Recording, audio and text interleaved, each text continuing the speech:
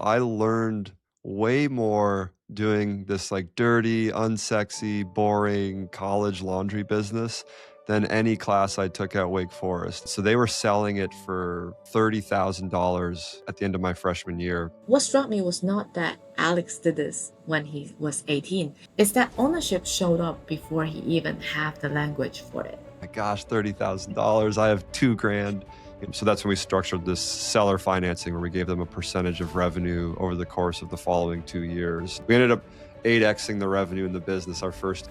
Alex Smereczniak, the founder of Franzy. Alex went from an 18-year-old who bought a laundromat business and successfully exited it just 3 years later to building Franzy, a platform that helping people become franchise owners. And so I graduated in 2014 and I moved down to Charlotte to work for EY. Loved the people, it was amazing, but the work was just so not what I thought it was going to be. It was very slow. And I was just like, oh, this is like the opposite of everything I enjoy. And I knew I needed to go do something else. And this episode isn't about chasing a dream about building a startup. It's about choosing ownership and a path that actually fits. I think entrepreneurship and this journey is a series of kind of breaking things and then fixing them and making them better than they were. As you're doing that for the business, you're also doing it to yourself. You're breaking yourself and you're trying to fix yourself back up better. I'm Lydia and you're listening to Escape 9 to 5. Let's dive in.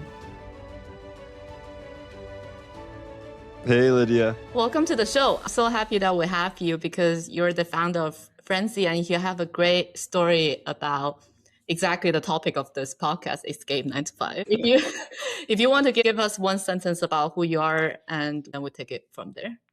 Yeah, that's perfect. Thanks for having me on. I am, like you said, the title of the podcast, I'm a corporate escapee myself, originally from Minnesota, but I'm a serial entrepreneur, former EY consultant turned serial entrepreneur, and have started a number of businesses, both venture-backed as well as franchises, and then a couple independent businesses as well. So look forward to jumping into all of the above and hopefully sharing with the audience a few tidbits and inspiration and tips along the way to do it themselves if they choose to.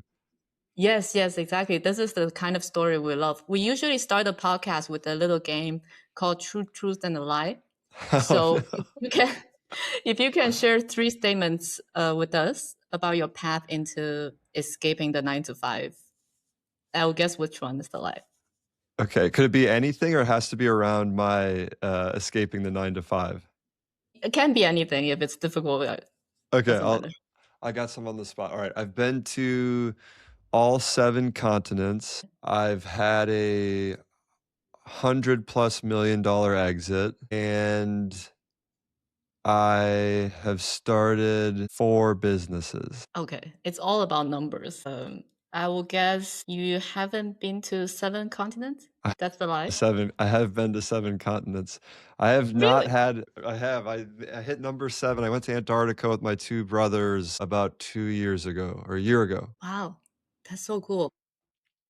It was awesome. It was incredible. Here, where the penguins are. Yeah. Yeah, where the penguins are. You go to South America first, you go to Argentina, and then you go to Ushuaia, is the southernmost city in the world, and then you take a boat and you cross the Drake Passage, and then you just kind of go navigate all these icebergs and glaciers. It was phenomenal. Yeah, penguins everywhere. It must be great. I wish one day I can go there too. So you have not had a 100 million exit yet? That's right. The company's, one of my companies was valued at 100+ million, but we did not sell the business for more than $100 million. So not yet. I like how you said not yet. Hold on to that. Knock on wood. Yeah. Everything. Yet is the most powerful word. Not yet. And then you started 4 businesses. Which 4? Yep. So it was Wake Wash, 2U Laundry, LaundroLab, and then Franzy. So the first 3 are all relevant to laundry. Yeah. I guess. This is perfect because we're going to go back to how you got here. Because when I listened to this, I actually found you on My First Million podcast. I didn't even finish before I reached out to you because when you said that you did the 18-year-old Alex, you went to Wake Forest University. By the way, it's a university that I think I applied. At least some of my friends went there for accounting degree. No way. Yeah, so when you said that, I'm like, this is exactly the type of conversations I want to have. So you said you you learn more about DCF, discounted cash flow, when you were 18 trying to buy this laundromat. So why don't we go back to the exact moment of how it happens? Because it's kind of wild, right? Because you're like a freshman in the university. Yeah, so I'm originally from Minnesota, and I think at an early-ish age, I learned from my dad. He said there's three types of careers you can have. You can either work for someone else, you can work for yourself, or you can have people working for you. And he was like, if you want full financial freedom and flexibility, later in your life, you need to get to one of the last two buckets, either work for yourself or have someone working for you. And so that could be a sales job or it's 100% commission, but basically it was just not wanting your upside capped. And so I think lessons like that or mentalities like that made me open to risk much earlier than I maybe would have been comfortable otherwise. And so when I went to Wake, I saw, I worked for that first bucket, this laundry business on campus called Wake Wash, and it was a classroom project. They were seniors that were running it, and I thought maybe this is my chance to like have people work for me or like work for myself, and I can really learn what it's like to run a business. And so they were selling it for, it was around $30,000, at the end of my freshman year. And that was the most money I'd ever heard of. I was like, oh my gosh, $30,000. I have $2,000, 2 or 3 grand saved up. And they're like, well, figure it out or someone else will. And so that's when I started, going online, talking to other mentors of mine, talking to business school professors, even though I wasn't in the business school yet, about, hey, if I were to do this, how could I structure the deal so that I could afford it with only $2,000? And they're like, well, maybe you should find another partner or two. So we found, I found another part. We came up with 11 grand, still not enough. And that's when a finance professor was showing us, one, how to value the business. And so we did, discounted cash flow analysis with him.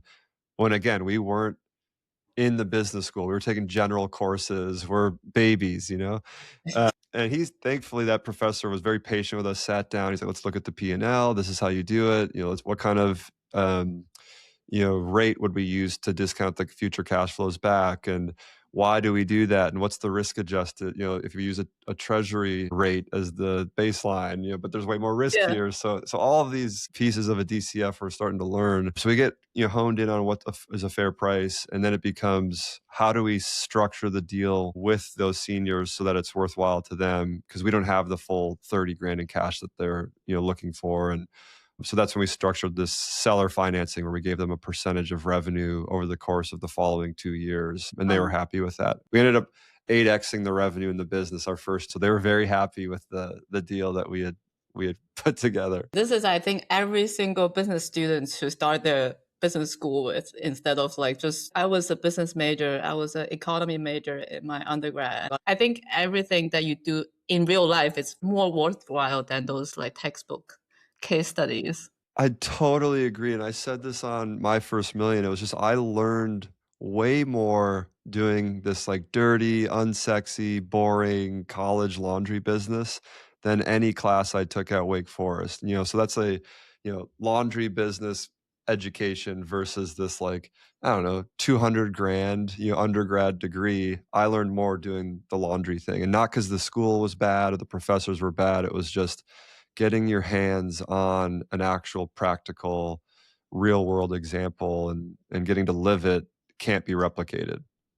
Yeah, exactly. So I'm interested. So you got 11 grand. We can nerd out a little bit. You get 11 grand and you didn't have the full 30 grand. So you have 19 grand left that you just give them a seller finance and say that we're going to pay you gradually off the dividends of the revenue for the next however many years. And then they're happy about it. Is that correct? That's exactly right. So we agreed on a percentage of revenue. I have to go back and look. I should actually go probably unpack this whole agreement, but I want to say it was like 5%. It was almost like a franchise. It was like 5 to 10-ish% of revenue. And at the time they were doing a little over 30,000 a year in revenue. And their thought was like, all right, you guys are going to grow. And we had all these plans of like, here's why this is fair. We're going to grow this, by doing these partnerships with the university. Then we did go and we took the business from like 33,000 a year in revenue to a little over 200,000 a school year in revenue. So almost an 8x. And they were then very happy with the percentage of revenue that they got over the following. It was for a 2-year period that we committed to paying them a percentage of revenue. They actually get way more than the original price Yep. because it's just very straightforward. They want to say, oh, we're going to make 30,000 a year, so you guys pay us 30,000. That's about it. Because at the end, you did make the business grow. They didn't Yeah. factor in the ECF because maybe they didn't go to the business school. I imagine there must be a lot of students before you who are managing this weight wash business. How did you make it different than the actually revenue? What did you do different? So they were the, I think, second group that had so they bought it from what was a classroom project. So it was, this professor gave groups of 3 or 4 students, I think it was like $200 each or something. And during the course of the semester, you'd ideate a business, you'd do research, you'd take it to market. And then at the end of the semester, they had a presentation on, what did you learn? And then you went live for 2 weeks. How much revenue did you generate in those 2 weeks?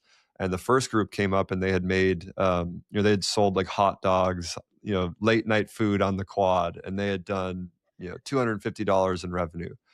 And then the next group came up and it was people that had done like Greek life t-shirts. So like sororities and fraternity, t-shirts. They had done $500 or $600 in revenue. And then the Wake Wash group came up and they're like, we use the washers and dryers in the dorms that are free. And so we used all of our money to market to parents.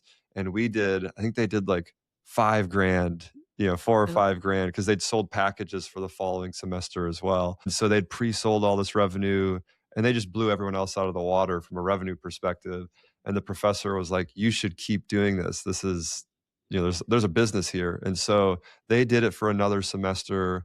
They then sold it for, I don't know how much, but not very much, to the group that I worked for. And then they ran it for a year or two, got it to that, 30 some thousand. And then we bought it. And the big difference as to why we grew revenue so much is we went and got a partnership with the university where we were the like exclusive provider. They gave us real estate on the incoming freshman website. So all the parents would see Wake Wash and the link to sign up. And then we had a booth at orientation. And Lydia, that was the like best part ever. We would sit, they'd give us a table and it was right next to where you would get your like meal plan and your parking pass and your keys to your dorm. So it was like the hottest piece of real estate for us to be. And we're over like, bringing parents in, being loud, telling them that we're the premier laundry, vendor on campus. And so all these parents thought it was like, one, helpful to their kids, but two, they thought it was like cute. And they're like, oh, we can support these other college kids that are being entrepreneurial and take care of our son or daughter while they go off to college. Like, it's a win-win. We should do it. And their pocketbooks are like already open because they're paying for everything else. And so that event alone, I think just over those 2 or 3 days of orientation, the first year we did it, I want to say we did like 150 or 160,000 in revenue. It's like already, 5x'd what the previous owners had done. And then we had online signups after that and a big push to the spring semester. And it was fun. I mean, we learned a lot about marketing and selling and putting yourself out there for sure. Yeah, this is like genius play because it's like exclusivity with partnership with the university. So all the freshmen, they have no clue what other options are, right? And then we're there for them. It must make your college very laundry relevant, I guess, because you grew the business and then every day you're thinking about this. Then you exit the business when you were 21. Did you sell it to another group of students or you sell it to an investment firm? Yeah, so we ran a process where we were taking proposals and bids, and we had 2 or 3 student groups interested, and then we had a large national laundry company interested. It was actually Tide University. So there used to be this company called University Laundry. Tide, Procter and Gamble, bought University Laundry and rebranded it to Tide University. They were interested and they wanted to buy it as well. They actually had the best offer, but the university really wanted it to stay student run. And we also really wanted it to stay student run because it changed our lives. Again, we learned way more doing that than any class. It was this just life-changing experience. And our thought was if we can give that to another group of students, we would much rather do that. But how do we also sell it for the best price and make sure that we have the best outcome. And so we had a similar-ish agreement with a group of students. We actually combined, kind of two groups of students. So instead of 3 or 4 buying it, there was about 7 or 8 that bought it. So they all pooled the money, and now they had multiple owners that could learn how to run the business, take care of it. They each had their own role. Someone was marketing, someone was the bookkeeping and finance, someone was operations, someone was, and so they each got a taste of it. And we were able to sell for just under 10 times what we, the initial asking price from the group prior. Like 300K. That's life-changing money for a 21-year-old. Yeah, yeah. Split 3 ways too, plus all the profit, that we had generated the couple of years that we ran it. Yeah, I joke with people. I was like, yeah, I could retire now. And So what happened? I'm very interested. So that was the time I stopped the podcast. I'm like, I need to reach out to you because you said you actually went for a soul-crushing corporate job at Ernst & Young. And that's also one of the top destinations of all my friends because I have friends who actually went to Wake Forest and back in the days. I also did an internship at Ernst & Young when I was very young as well. No way. What city or where were you? Oh, sorry, I didn't. I got an offer at Ernst & Young, an internship and the other Big Four accounting firm, KPMG Deloitte, in Guangzhou. KPMG. KPMG in Guangzhou, but all of my friends, because I went to United States for my graduate school, and some of my friends they went for accounting degree. So after their accounting degree, they all went to like PwC, KPMG, Deloitte, Ernst & Young, Yeah. you name it. Yeah. Yeah. Yeah, so I had interned at EY between my junior and senior year, and I wasn't really sure, what I wanted to do. I knew I liked, and I was pretty hooked on the entrepreneurial stuff. And I was debating, do I go investment banking? Do I go do private banking? Because in my head, I thought, oh, private banking, you're around all these entrepreneurs and successful people, and you support them financially, but maybe along the way, one of them becomes your business partner, or I don't know. I thought in my head, just be around people like that. And then the third bucket for me was consulting, because I thought, as far as corporate jobs go, it sounds pretty entrepreneurial. You go from project to project, you see different problems, you're with different teams. It feels like it moves faster and changes a lot, which I liked. I knew I didn't want to do something static or kind of over and over and over again. So I had interned at EY, and I loved the people. Like, a lot of my older fraternity brothers, friends were working there, and it felt like, oh, this will just be like a lot of fun, and I'll learn a lot. And so I got an offer after my internship, had a job before I even started my senior year, and that felt good too, because I could then kind of just like enjoy my last year. And so I graduated in 2014, and I moved down to Charlotte to work for EY. And again, I loved the people. It was amazing, but the work was just so not what I thought it was going to be. It was very slow. What team you were in? I Accounting? was on the consulting side, financial services office. So we did consulting for a lot of the big banks, asset managers, companies like TIA, CREF, like retirement, 401k administrators. And I don't know, some of the projects were interesting, but some were regulatory based or compliance based. And I was just like, oh, this is like the opposite of everything I, enjoy. And I knew I needed to go do something else. So I was only there for a year and a half. And honestly, within 3 months of being there, I started trying to start up another laundry thing, because I didn't know what else to do. I was like, I want to do something entrepreneurial, but I'm not sure what that is yet. I didn't know a ton about technology at the time. I didn't know a ton about software development at the time. Now I know a lot more. But I saw all these Uber for X businesses pop up: Instacart, Shipt, Wag, Rover, DoorDash, and thought, someone's going to do this for laundry and dry cleaning on a larger scale. Let's go take what we learned in college and do it again. So that was your second laundry business. Yeah, that was 2U Laundry. We started, and I had tried working on it with a few different groups of people.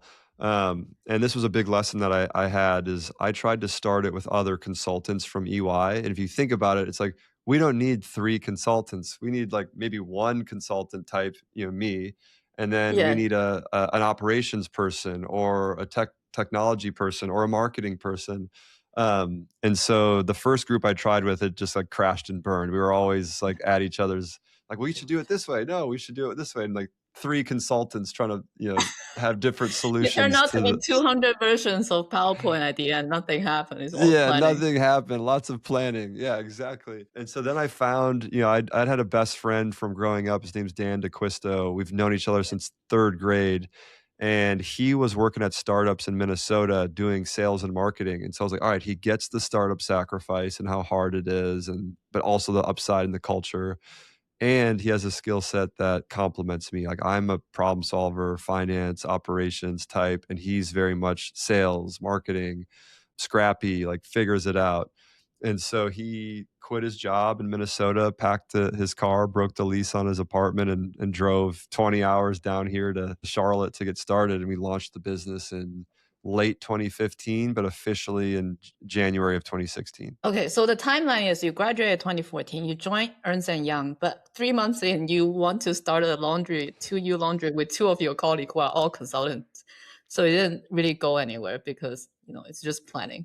And then until your friend who decided to actually join you and you quit. It's actually more gradual, right?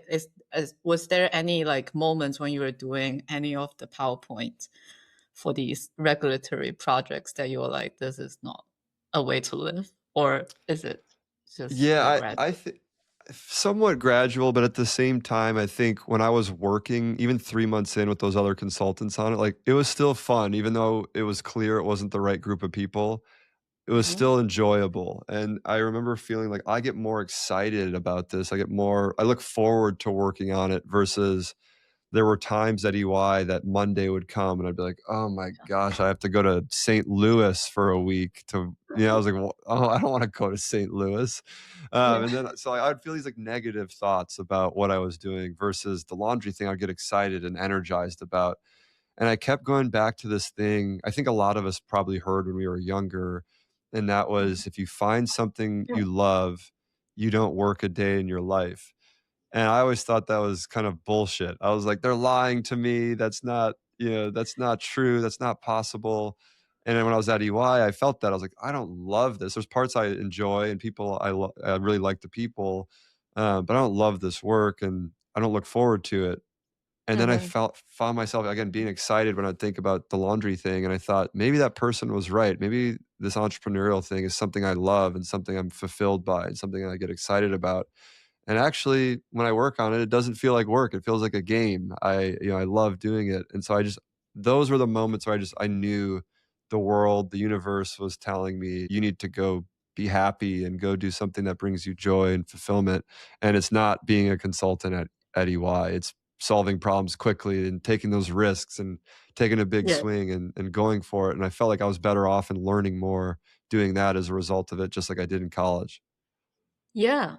Yeah, I think that's well said. I think one thing that's very important in your story is it's gradual. And I bet you also do have very long hours as a consultant, but you did find the things that you're passionate about. So you actually find the time to do it. Right. And then Yeah. you also have a friend who can join you. So that's 2U Laundry. That's the Yep. second business. And then you did a third business of laundry, Yep. relevant business. So we with 2U Laundry, this was right behind the wave of Uber and Lyft and all these. And so all these venture capitalists were deploying capital into businesses like this. And we had Yep. very quickly bootstrapped to, I want to say it was like 60K, 70K a month in revenue on our own, like just scrapping our way through it. And at the time, I remember being disappointed by that. I was like, 50K a month, that's not very much. Because in my head, I'm thinking, oh, in a semester, or sorry, in like a week or two period, we'd generate 150K. It was only college students at this small campus. We're in a whole city now with, million plus people. We should be doing way more. And then we talked to investors and they were like, you guys got to 60K a month in revenue on your own. What is going, and now I appreciate what we did. At the time I remember being like more, more, more. But looking back on it, I realized how hard it is to bootstrap a business to that level of Yeah. revenue, especially in the type of business we were in. And so that was a good sign that there's some level of product market fit here and people want this. And so over the next 8 years, we'd raised, about 33 million in venture capital across a Series B was the latest round that we had raised. And in 2018, we vertically integrated and built physical laundromats to do all of the cleaning for the delivery business that we had built. Because 2U Laundry was all just delivery. We go to Lydia's house, grab your laundry, dry cleaning, bring it to dry cleaners and laundromats, clean it, and then bring it back to you. We were kind of like Wow. transportation company middlemen. Yeah. And over time realized the quality on the laundry side was just not where we needed it to be, and the unit economics could have been a lot better if we built the Uh-huh. infrastructure ourselves. And this was when a lot of the Uber for X businesses started to fail. There's a lot of graveyards of, this doesn't work, the economics don't make sense, the quality needs to be there. And so we started buying or building laundromats with Electrolux. They're a Sweden-based company in 2018. And that worked incredibly well. The hurdle we then ran into was we need hundreds of laundromats, and laundromats aren't cheap. They're $1 million plus each to build. What do we Yep. do? And the answer was, let's franchise the brick and mortar location and then layer the delivery on top. And that's how LaundroLab was born. LaundroLab is a separate but still wholly owned company that we incubated. It's a franchise business that franchises laundromats. And then we layer the 2U delivery piece on top of it. Just like any of the delivery companies for food, DoorDash, Postmates, would partner with McDonald's or any of these other, fast food or restaurant businesses. We did the exact same thing, only we just happened to own the restaurant in that analogy and the delivery business. So we owned the laundromats or had franchisees of those laundromats and then the delivery business on top of it. Now I can connect all the dots because you start from the one laundry at university, and then you do this delivery like Uber for expenses. Then that's the bridge with the laundry and the franchisee Yep. story. It's like, how is it franchisee? That it all makes sense now. So that's the business. LaundroLab value at 100 million.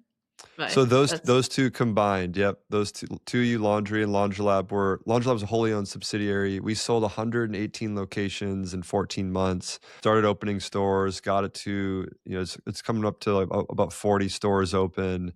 I was there up until about 30 stores open, and then you kind of had I don't want to say midlife crisis, but had this reflection on what's important to me, what am I good at, not good at. I had some family stuff going on. My dad had gotten cancer at the time. He's cancer free now, but had thought a lot about where I was and realized this started out as a tech business where we'd built platform and raised venture capital, and has evolved into one that has trucks and washers and dryers and physical retail locations, and knew that I wasn't the right person to take it from 30 to 300. So hired a CEO, moved to the board solely, and then had this idea for Franzy as well that was kind of eating away at me, and knew I needed to go pursue it. Yeah, thanks for sharing that, because I think if people from outside look at you now, you're like a serial entrepreneur, successful, have a 300K exit when you're 21. Everyone would just assume like your life is going all rosy and nice. But there must be some tough times, like you mentioned. If you can share, maybe there was a time that you found it particularly hard, and what happened, like what's making the switch, you understand yourself better, and what you find out of all of the building business bits and blocks, then you pick the one that you feel like you can take that forward, and that becomes Franzy. Yeah. So something I just kind of thought about, when you asked that question, is I think entrepreneurship and this journey is a series of kind of breaking things and then fixing them and making them better than they were. You've heard like Mark Zuckerberg has said this things like, what is it? Go fast and break things, Move fast something and break things, something like that. exact. Yeah, exactly. And so there's so much truth in that. And I didn't think about it this way until you just asked that question. But as you're doing that for the business, you're also doing it to yourself. Like you're breaking yourself and you're trying to fix yourself back up better. And it really tests you as a human being and as a person of like, what am I capable of mentally, emotionally? How good of a leader can I be? How good of an operator can I be? How good of a capital raiser can I be? And there's all this self-doubt. There's all this, imposter syndrome. And just like you're fixing and you're breaking parts of the business, you're doing the exact same thing to yourself. And I've never thought about it that way until now. But there's so many moments where you want to give up and quit. And I remember Dan and I, there'd be weekends when we were 25, 26 years old, and all of our peers were out having fun at the bars and meeting people. And we were just like, weren't making that much money because we plowed everything into the business, and we couldn't really go out because we were tired and needed to also just work on the business.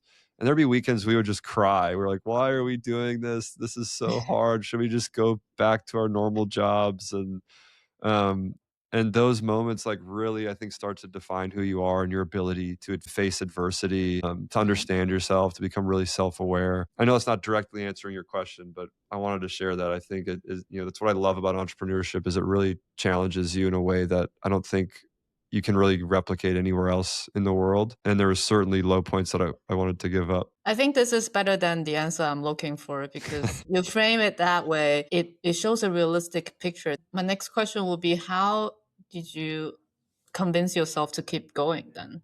Because I think some people in the entrepreneurship community, everyone would be like, just keep going. You just need to keep going. But sometimes I'm like, I don't know how long I need to keep going.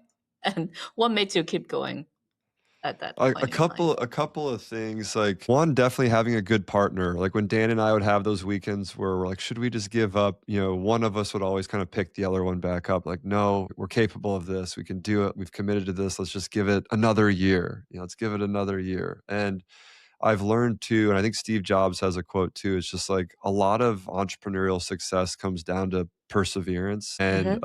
a tolerance for doing hard things repeatedly without any immediate reward. And if you think about us as, again, human beings, like we love reward, we love the dopamine, we love that kind of that sugar high. And I think Yeah. entrepreneurs have this ability to compartmentalize and kind of almost numb themselves to that and really go after delayed gratification instead of immediate gratification. And it's like going to the gym or anything else. The more you do it, the more you get comfortable with it, the more just obvious it feels like, why haven't I always thought this way or operated this way? And so at first, what kept me in it and not giving up was having a good peer group and set of other people that would walk you off the ledge and convince you to do it. The second thing in the early day was understanding my why. Like, why was I doing this in the Mhm. first place? And for me, it was that lesson my dad and my parents had taught me early on was, if you want freedom and financial flexibility later in life, you got to be in one of those two buckets. And I had a lot of motivation around, my family, my future family, and what I wanted to provide for them, the lifestyle that I wanted to have. And so whenever I wanted to give up, I'd remind myself, like, you aren't going to get that many other ways, and this is probably one of the better ways to do it. And you're built for this. You enjoy doing this. You're capable. I have to like talk myself back up. So those are the early 2 days. But as I evolved, I think as a person and as an entrepreneur, it also just became, I think, that like almost muscle memory, that skill of like I look at this from a 10-year lens or a 15-plus year lens, not a 1-year lens, and that delayed gratification. I know sacrifice now for future benefit is going to be worth it every time. Yeah, when you were describing that, the delayed gratification came to mind. You mentioned several times about your father and the influence from your family. Did you grow up in a family also run business, or is it just because they're more entrepreneurial in spirit, kind of thing? More the latter. So my dad grew up really poor outside of Pittsburgh. My mom grew up in a really small town in Minnesota. And my dad ended up being successful as a financial advisor. So he was a work for himself. He didn't have people working for him, but he worked for himself. And it was 100% commission, zero base salary, eat what you kill, sales mentality. And so he Yeah. was, he had that, realization because he would golf. The reason I asked him this question and the reason he shared that answer with me was he would golf like all summer long, but then he'd work his butt off, fall through spring. Cause in Minnesota, it's cold, there's snow, 5 Yeah. months out of the year. You can't golf or really do much outside. And so he would just go work really hard. And I would ask him, I was like, all my other friends' parents, they just kind of work, like it's just like a predictable, steady stream of work. I was like, you're like traveling, here and there in the summer. It doesn't, no offense, Dad, but it seems like you don't work at all in the summer. How are you able to do that? And that's when he was like, well, son, you can work for someone else. You can work for yourself, or you can have people working for you. And that really opened my eyes to, I saw all my other friends' parents and what they were doing, and I saw what my dad was Yeah. doing, and I thought I would rather, work on my own terms. While it might be scarier and riskier, because some months you might not get paid anything, I would rather that and have that control and flexibility and the upside where as hard as I work, the more I can gain. And I felt like in most corporate careers, you're capped. There's only so much upside. Yeah, I think that memory of you just sharing must be very, very important. It's like a foundational story of your hero journey, right? How old were you back then? Probably 15 or 16 years old. Oh, okay, not that young then. I bet that's like a very foundational story. Because for me, I grew up in a family that's very traditional. Everyone is just working every day. And last year I went back home. My mom was like, "Are you going back to London?" I was like, "No, I'm going back to Hong Kong to do a talk in Hong Kong, the Chinese University of Hong Kong." And then she's like, "Oh, why?" And I was like, "Oh, because now I'm doing my own business." And then her face was like frozen for half a second. It took me a while to, part of it is through these kind of conversations, took me a while to be comfortable to share that I'm actually doing my own business.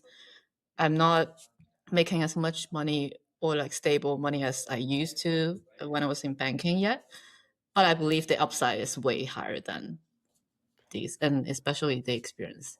Well, and So let's go almost, back. oh, sorry, I Yeah. was going to ask, almost more importantly, are you happier now doing this? Oh, yes.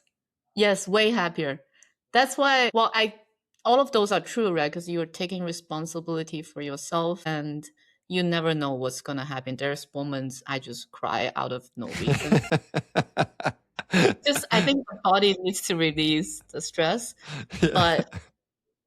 but I don't, every day is the same. I look forward to Monday because finally people reply my emails.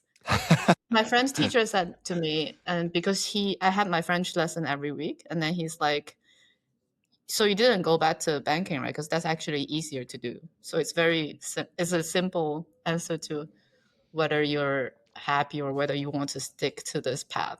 I was like, "Yeah, that's correct." Well, thanks for asking me the Yeah. question. Let's go back to where you were talking about. So you have the two new laundry lab, and Mhm. then you kind of take a pause in your journey. Then you were like, "Let's do."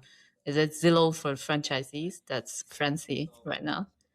Yeah, and so yeah, that's what I'm working on now. You can see the logo above me. That idea originated when we were doing the laundromat franchises, and we were selling to different franchisees and onboarding them, and just learning how this whole franchise world works. And I saw, I used to be, I think, a skeptic of franchising. I used to think, oh, it's just McDonald's and KFC and Wendy's, and you have to have millions of dollars to open one, and or it's these like emerging brands that are like gutter cleaning, home services, things that you're not sure of yet. Uh-huh. And the more I got into it, the more I realized this is actually a really viable path to entrepreneurship and business Yep. ownership for people that might not have this like completely original technology idea or the next Uber, and so entrepreneur is this like sexy aspirational thing, but it's also out of reach at times. I think, or feels like it's out of reach to a lot of people because it's like, I don't have that idea, or if I did, how would I even go and do it? And what I like about franchising is it gets you in the game without having to be that like trailblazing type of entrepreneur. You're still a business owner and you're still managing people and doing marketing and sales and all the things that I did when I did Wake Wash.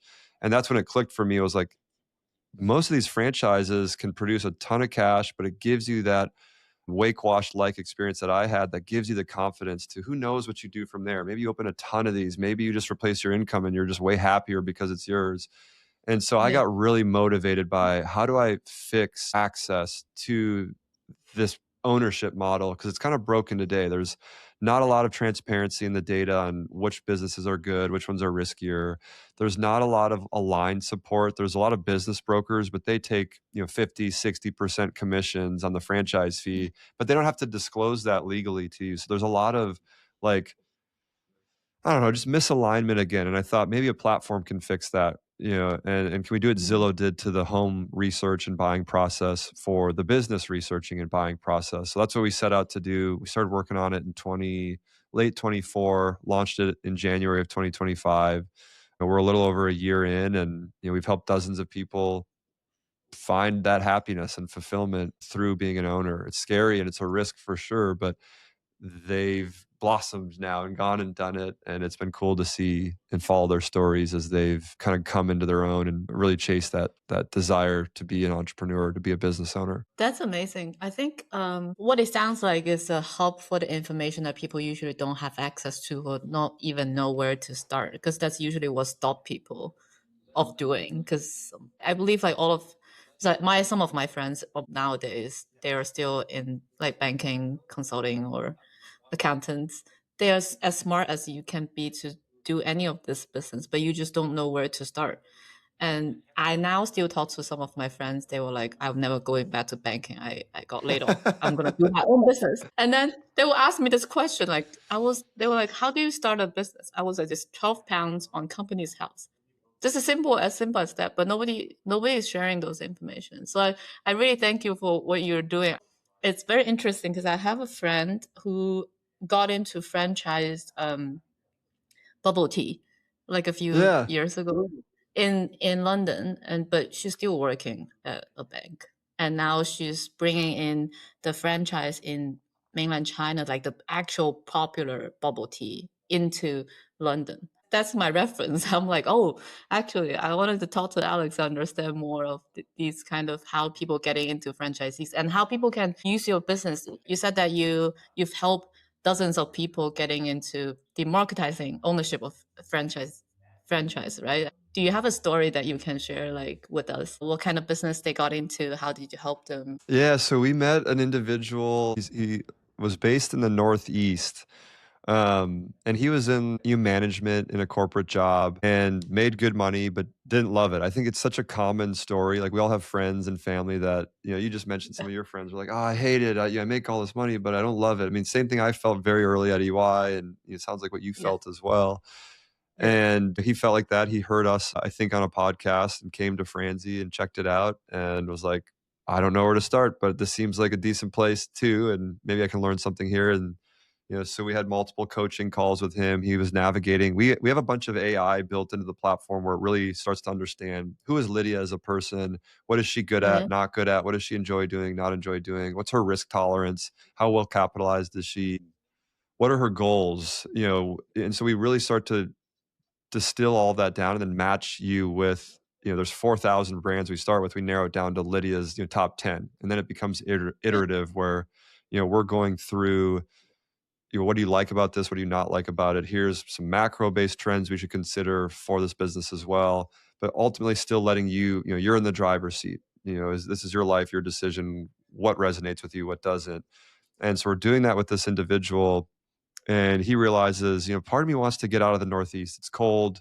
I've always wanted to move somewhere southern, Texas, Florida, and this is my background. He was good at managing people and kind of like more of an operator mindset.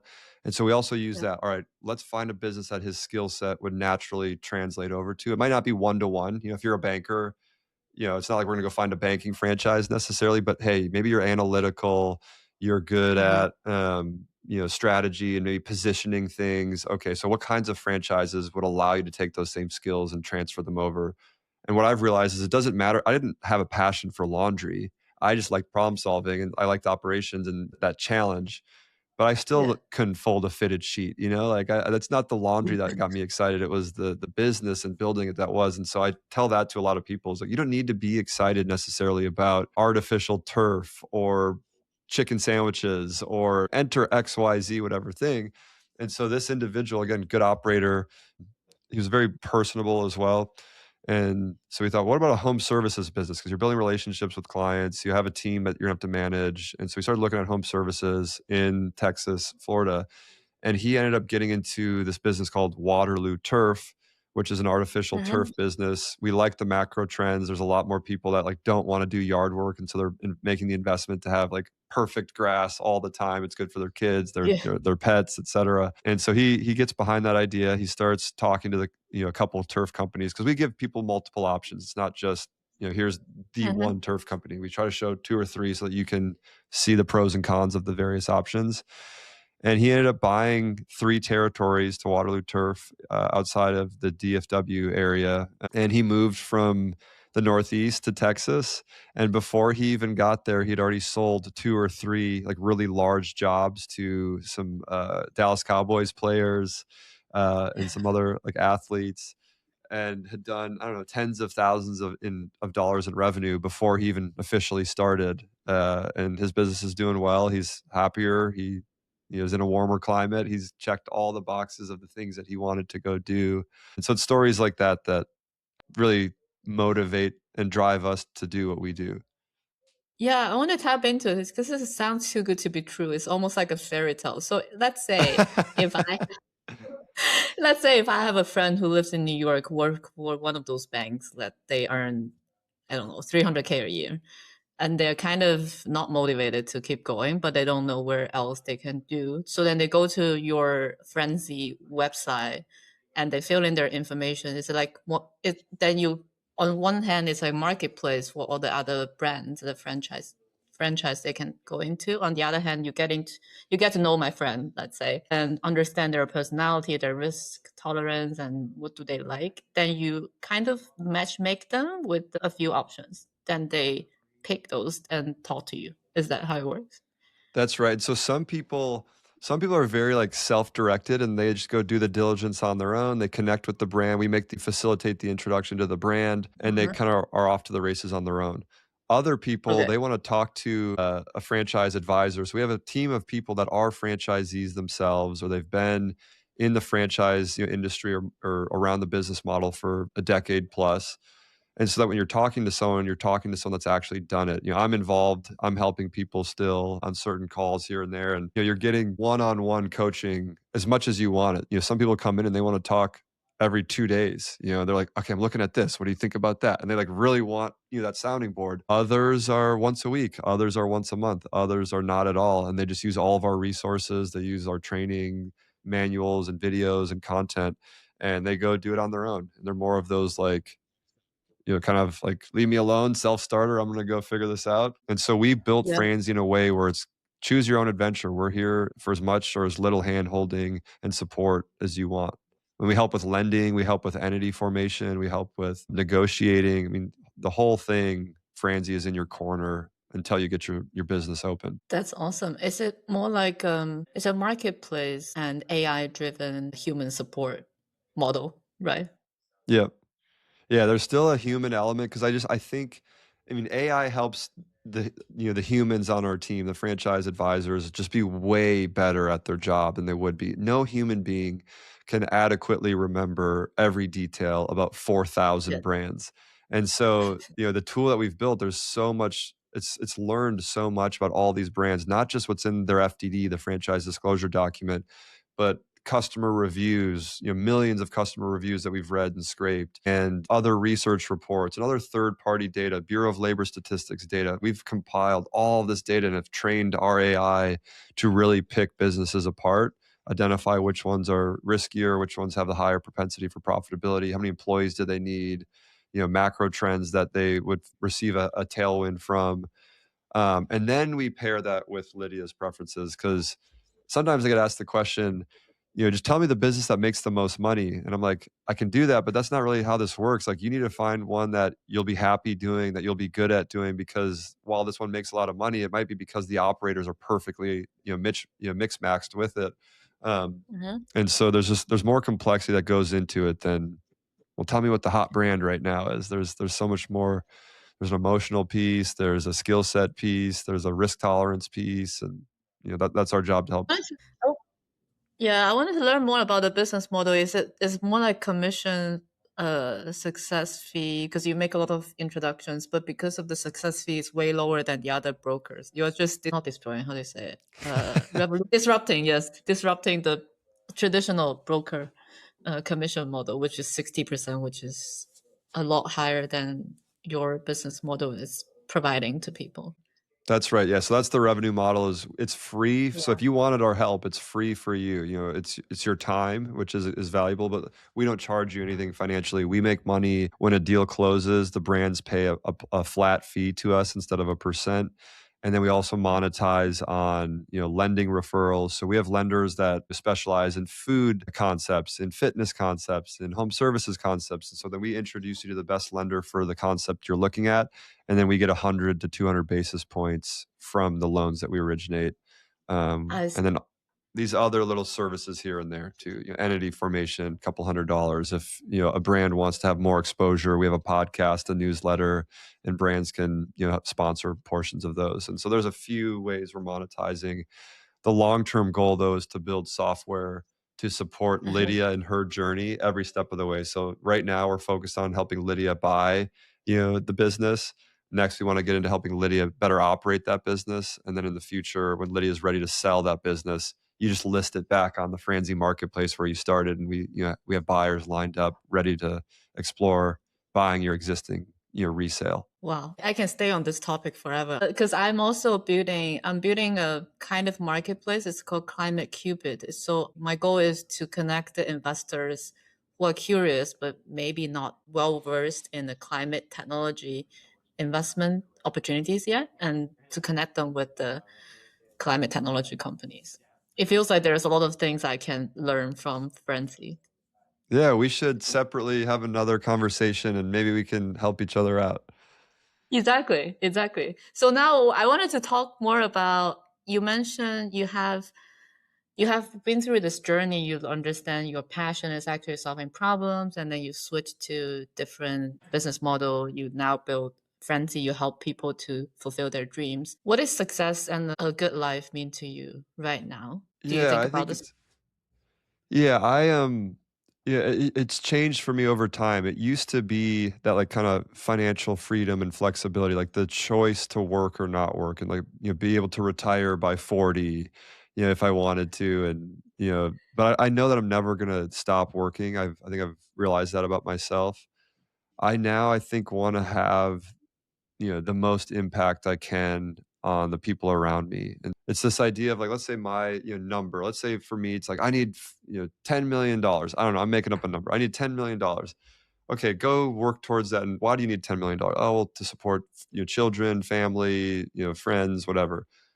I then go, well, how do you impact others well beyond that? Like, I don't need fancy cars and multiple houses. Like that doesn't drive me. It's the impact and the challenge. And so for me, the goal and what I'm chasing is how do I leave a positive impact on as many people's lives as I can. And I've just found that entrepreneurship and business ownership is arguably one of the most powerful forces in the universe.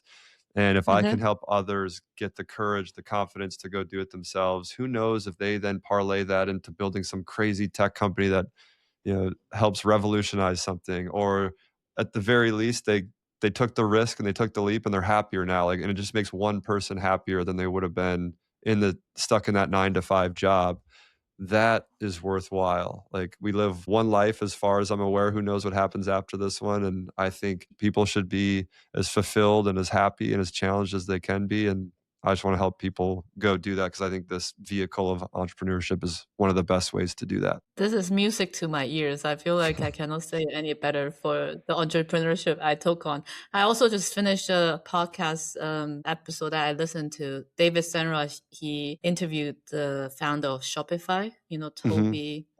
And then Toby on the podcast also said something similar to what you just mentioned, because he said that the Shopify is empowering entrepreneurs. Maybe you become the Shopify of franchising business and empowering you're already making my day and month better, I feel like. And I hope this episode will also spread it to more people. They can have some kind of courage to take it forward. So for your Francie, now it's been almost 2 years. What's the next step for Francie? Yeah, so we're really just starting to kind of like get into our stride as far as awareness that this is a tool and an option for people to use. I mean, podcasts like the My First Million show really help us. Podcasts like this really help us get the brand and the message out there as far as, hey, this is a choice. This is an option that you have that you might not have realized you had.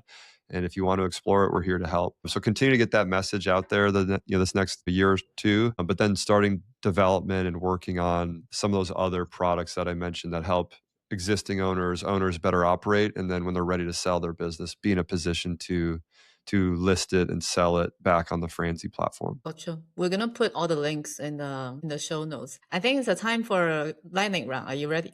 Let's do it.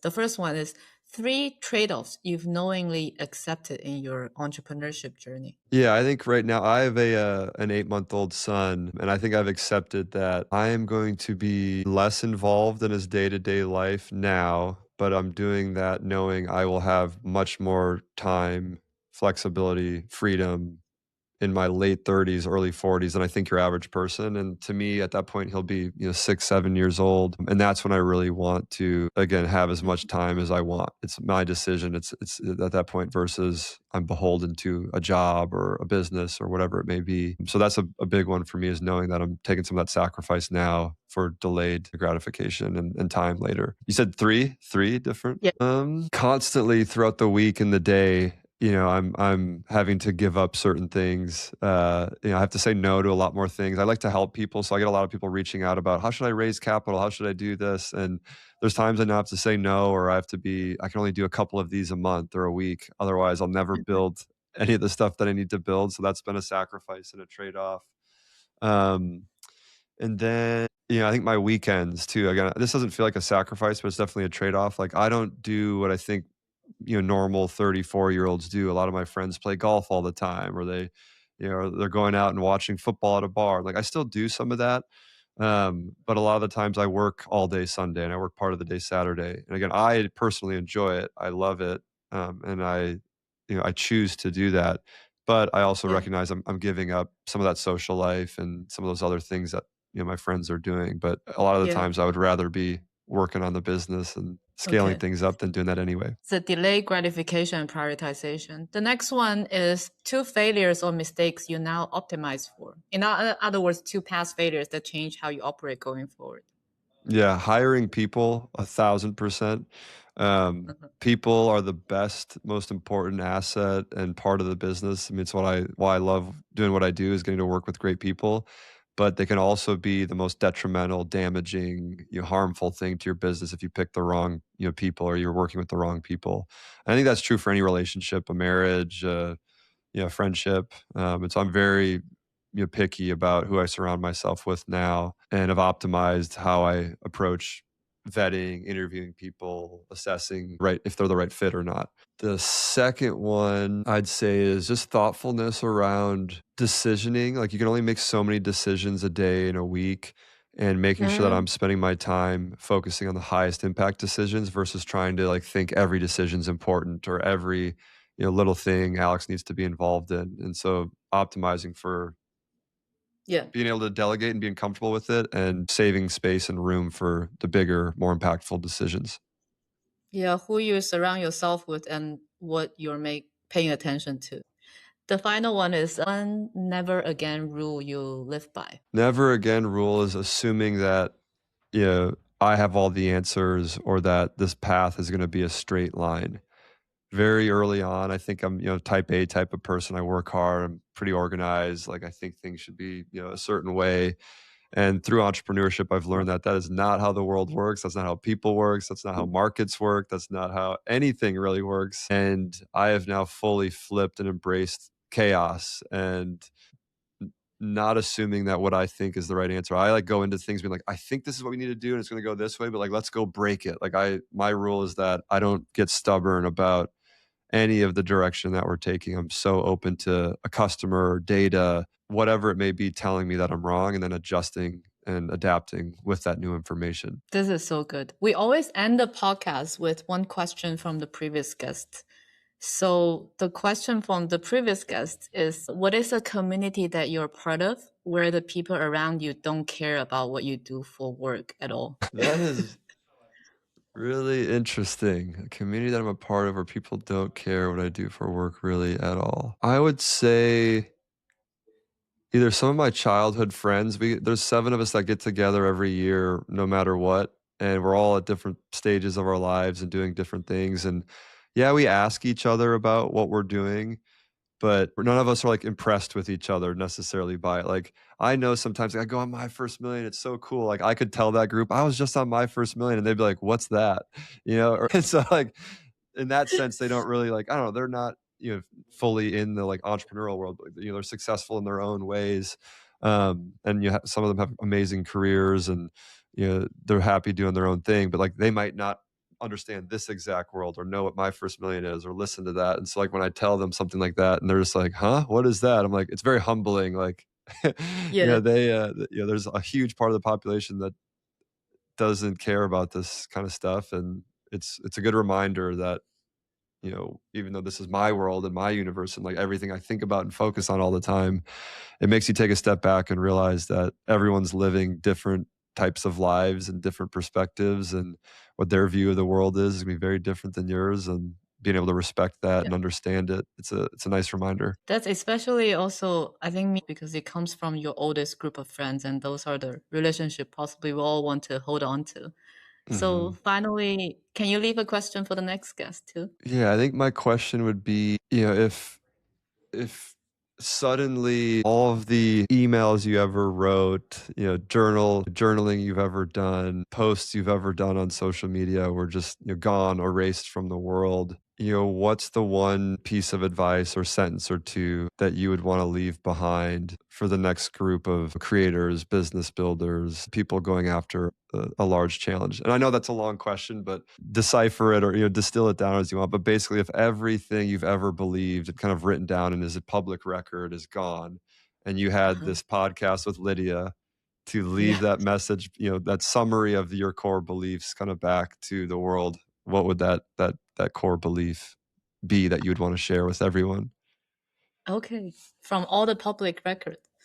Yeah, your public record of like what you have put out into the world, any content, LinkedIn posts, emails you've sent, journaling you've done at home, whatever, medium it is, if it was all erased suddenly, how would you try to summarize that and do a sentence or two to leave that out back to the world via Lydia's podcast? That's the most interesting question. I think one of the most I have left in the podcast. It's a great place to end. How can our audience find you and Franzy?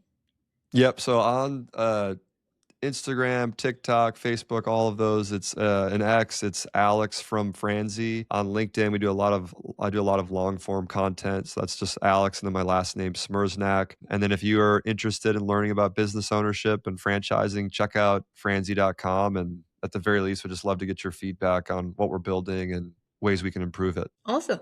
Thank you so much, Alex. I really, really enjoyed this conversation. I hope that one day we're all going to help more entrepreneurs to reach their dream and start their own business.